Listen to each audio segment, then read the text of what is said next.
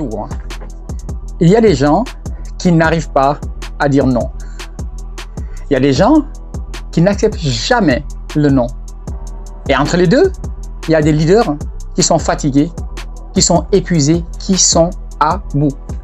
Des leaders compétents, engagés, mais vidés. Je le sais parce que j'ai été cette personne.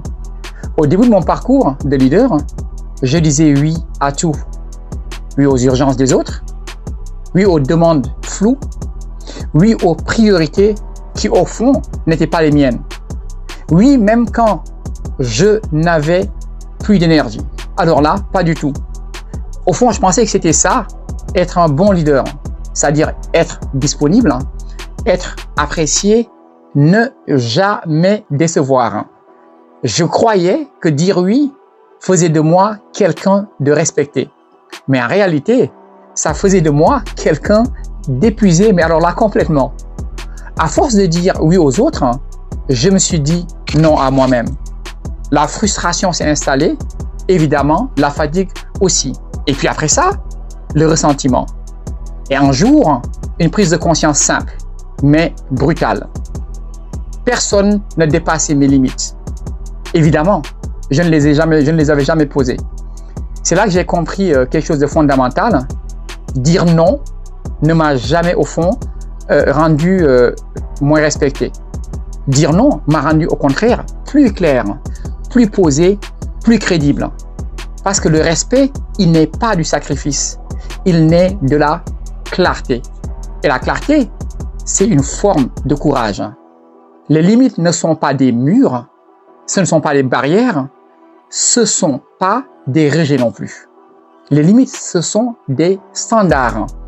Elles disent, voilà ce qui est possible, voilà ce qui ne l'est pas, voilà ce qui est aligné et voilà ce qui ne l'est plus. Regardez les leaders que vous respectez vraiment. Ils ne se justifient pas sans fin. Ils ne s'excusent pas d'exister. Ils ne confondent pas gentillesse et soumission. Ils disent, pas maintenant, ce n'est pas aligné avec nos priorités, je n'ai pas la capacité et ça pose pas de problème. Calmement, clairement, respectueusement.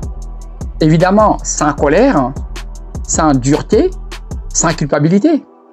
Parce qu'un non clair aujourd'hui évite 10 frustrations demain. Et parce qu'un leader flou, il crée des équipes fatiguées avec toutes les conséquences que ça peut entraîner. Alors, posez-vous cette question et honnêtement, combien de fois t'es-tu oublié pour être accepté? Combien de fois as-tu dit oui par peur de déplaire? Combien de fois as-tu payé avec ton énergie, ta santé, ta clarté? Dire non aux autres, ce n'est pas perdre les autres. C'est enfin te choisir, c'est choisir ton énergie, ton focus, ton rôle réel de leader. Parce qu'au fond, le leadership, ce n'est pas vouloir plaire, le leadership, c'est une question de clarté. C'était Coach Danfa, Samzi Executive Coaching and Leadership. À la prochaine.